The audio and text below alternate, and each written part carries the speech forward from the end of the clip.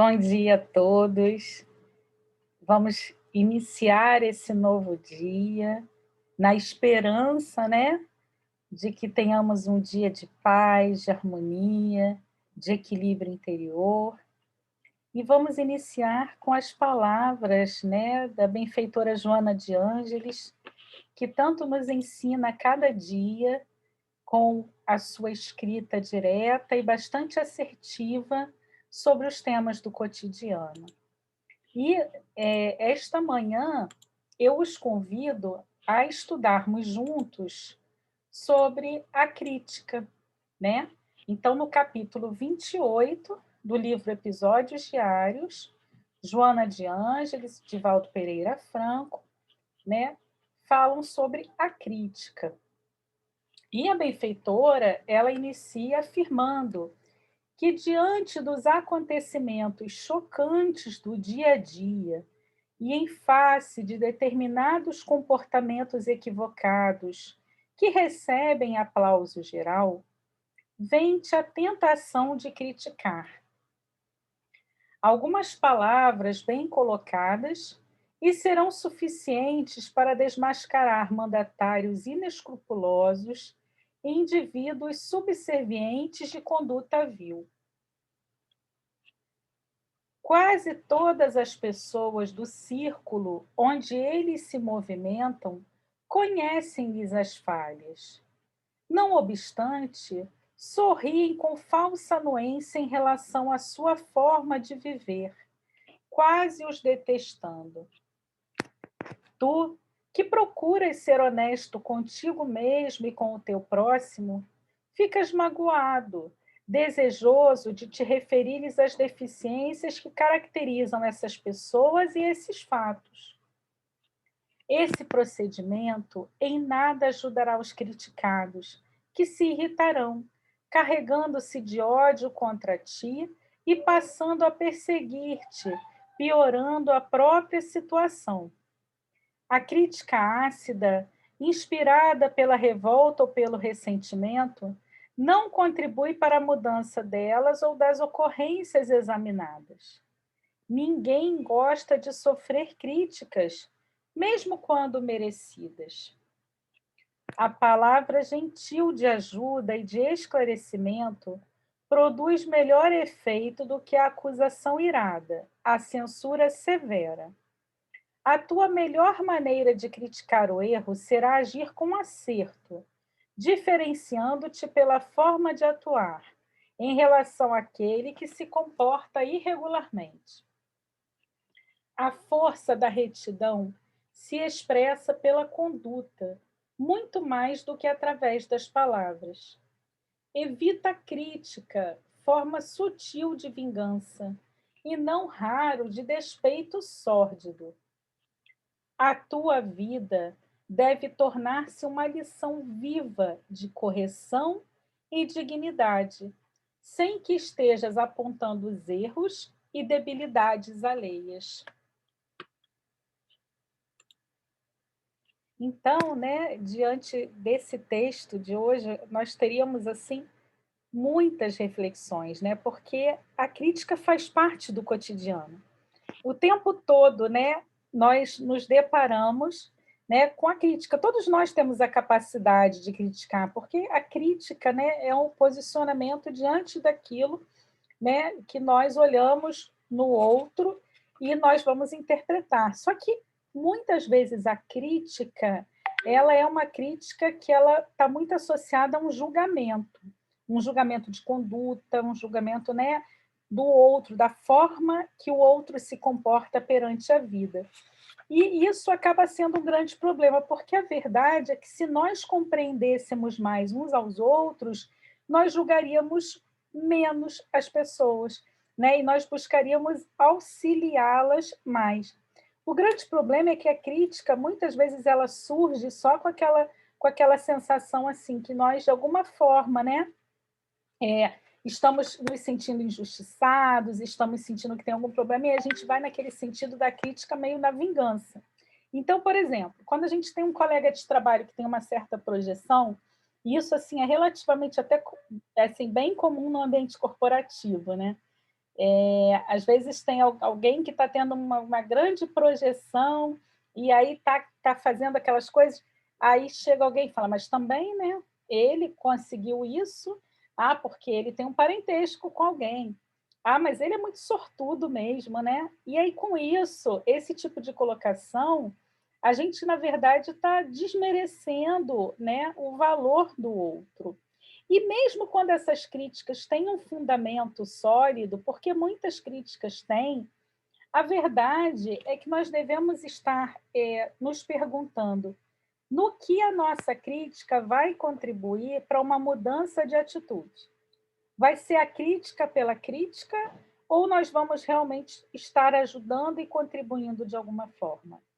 E aí a gente lembra, né, do conceito universal que é encontrado em todas nas principais religiões, né, nas principais doutrinas, né, do mundo, que é a questão do amor, né?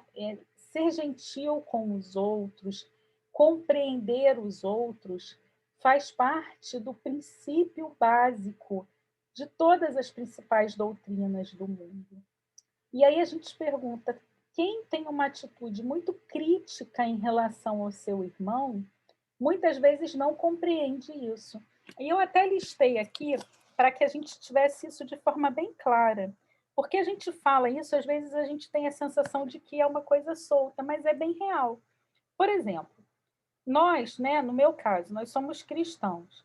Então a gente sabe que Jesus disse: "Faze aos outros o que queres que te façam, e ama ao próximo como a ti mesmo", né? E aí o cristianismo trabalha muito isso, né? Está lá escrito, ó, tudo quanto queres que os outros façam para ti, faze-o também para eles. Então, esse é o pensamento cristão. E esse pensamento ele é encontrado também quando a gente olha para o budismo. No budismo está assim, ó, de 5 maneiras um verdadeiro líder deve tratar seus amigos e dependentes, com generosidade, cortesia, benevolência, dando o que deles espera receber, e sendo tão fiel quanto a sua própria palavra. Vê se não. A escrita é diferente, mas veja se o sentido não é exatamente o mesmo, né? E aí, se a gente vai para o hinduísmo, olha aqui. Não faças aos outros aquilo que, se a ti fosse feito, causar-te-ia dor. Não é a mesma coisa? Vamos ver então no judaísmo. Não faças ao teu semelhante aquilo que para ti mesmo é doloroso. No islamismo, ninguém pode ser um crente até que ame ao seu irmão como a si mesmo. Vocês viram alguma diferença até agora? Lá no confucionismo, não faças aos outros aquilo que não queres que eles te façam. No taoísmo, considera o lucro do teu vizinho como teu próprio e o seu prejuízo como se também fosse teu. No zoroastrismo, a natureza só é amiga quando não fazemos aos outros nada que não seja bom para nós mesmos. No sikhismo, julga aos outros como a ti mesmo julgas, então participarás do céu. E no jainismo, na felicidade e na infelicidade, na alegria e na dor, precisamos olhar para todas as criaturas assim como olhamos para nós mesmos. Então, veja, aqui eu listei apenas algumas, né, visões das principais doutrinas religiosas do mundo todo, e nós vamos observar o quê? Que, independente da doutrina, o sentido é o mesmo. Devemos ser capazes de olhar uns para os outros com compreensão, sem julgamento, respeitando e também amando. Então, esse é um exercício. Esse é um exercício. E é um grande desafio. Porque muitos vão dizer assim, mas é impossível no ambiente que eu trabalho, as pessoas são muito competitivas, as pessoas se criticam o tempo todo. E aí é muito importante que a gente tenha em mente o seguinte: Muitas vezes, o nosso posicionamento, ele tem que ser em relação à atitude, e nunca em relação ao indivíduo. Porque aquela atitude que é equivocada, né, ela, ela é equivocada. Mas o indivíduo que está equivocado, ele pode mudar, ele pode se redimir. Então, aquele colega muito difícil do trabalho, ele pode se tornar um colega melhor. E muitas vezes vai depender da nossa forma, né, de comportamento diante dele. É como aquela velha história que eu já tive a oportunidade de conversar em algumas palestras, né, da jovem que havia se casado e que tinha grandes problemas com a sua sogra, e que ela desejava até mesmo eliminar a sua sogra, e quando ela muda o comportamento diante da sogra, a sogra também muda de comportamento com ela. Então, muitas vezes, nós temos um posicionamento tão rígido em relação às pessoas, nós já pré-julgamos o comportamento dos outros, né, que a gente acaba, né, não permitindo reconhecer o real valor do outro. E aí é interessante porque Albert Einstein, ele pregava o seguinte: a vida é como a gente jogar uma bola na parede. Se for jogada uma bola azul, ela vai voltar azul. Se for jogada uma bola verde, ela vai voltar uma bola verde. Se for jogada uma bola fraca, ela voltará fraca. Se for jogada com força, ela voltará com força. E dizia assim: por isso, nunca jogue uma bola na vida de forma que você não esteja pronto a recebê-la.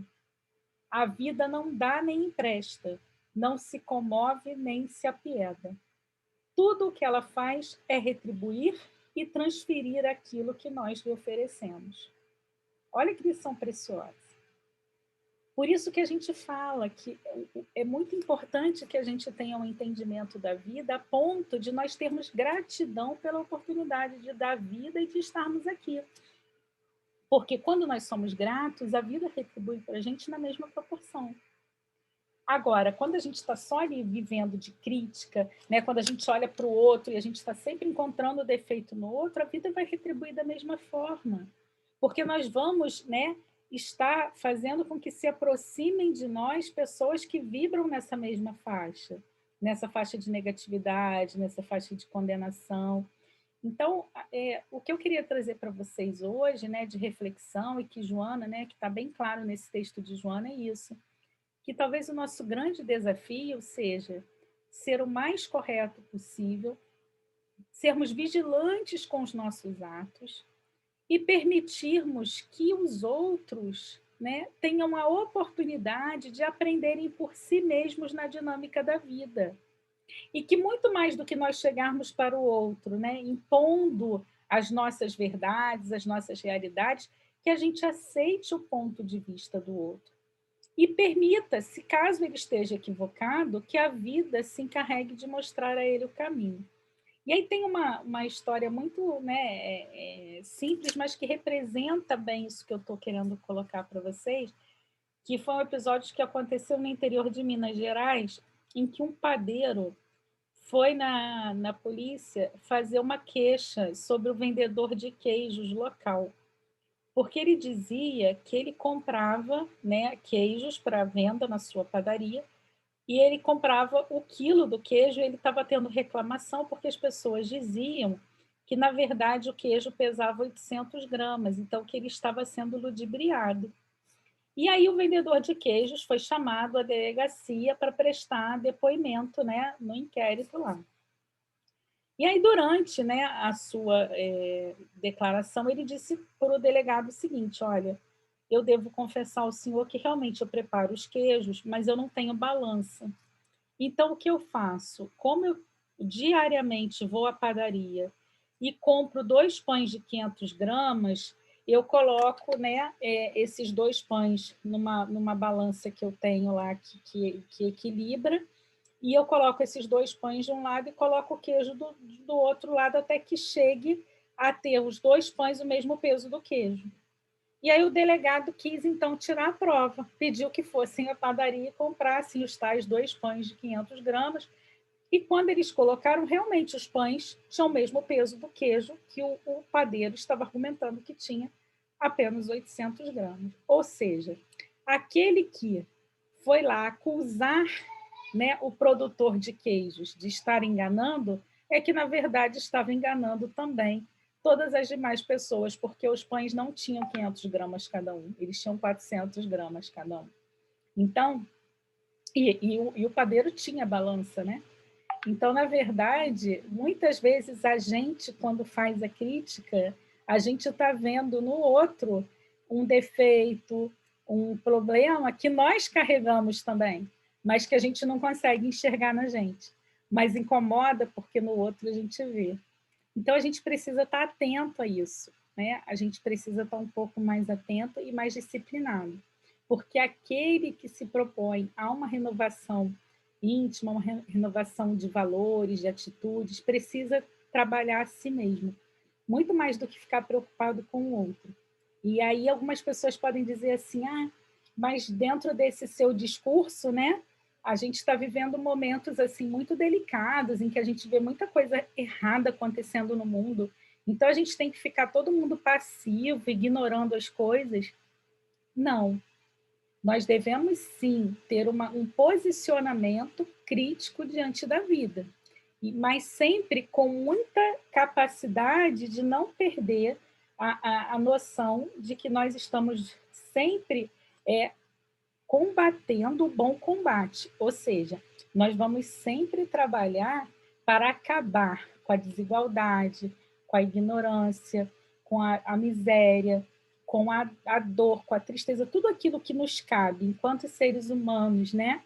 Buscarmos melhorar na nossa sociedade, nós iremos fazer, mas nós nunca iremos, né, apontar o dedo no sentido assim do indivíduo, porque isso a gente deixa que a justiça dos homens e a justiça dos deuses, né, a justiça divina cuide.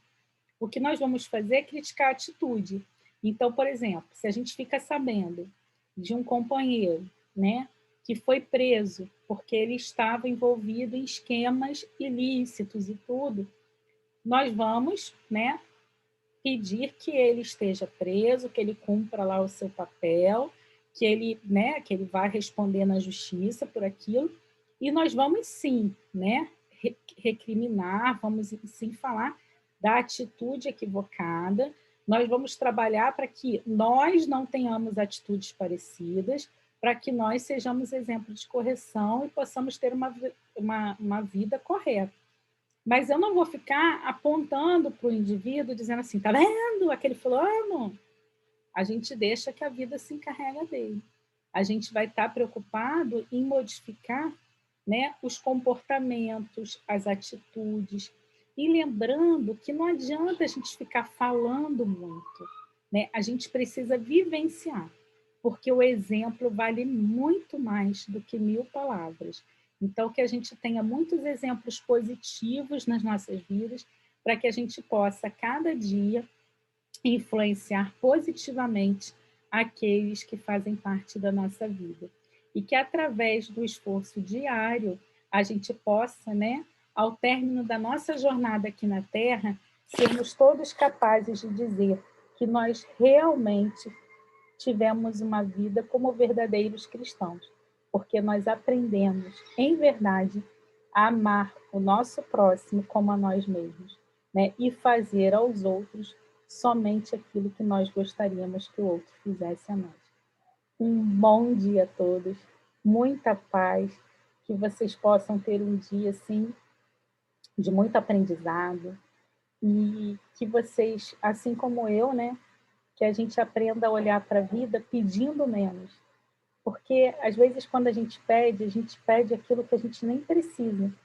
Porque, às vezes, o nosso olhar, né, a gente fica querendo suplicar, mas, na verdade, a gente tem que agradecer. A gente não sabe exatamente o que nos é útil, né? A gente, às vezes, pensa que sabe, mas não sabe, né? Então, nós devemos ter muita confiança na vida e trabalhar para que possamos ser a cada dia um pouco melhores. Que hoje eu seja melhor que ontem e amanhã eu seja melhor que hoje. Muita paz. Até amanhã.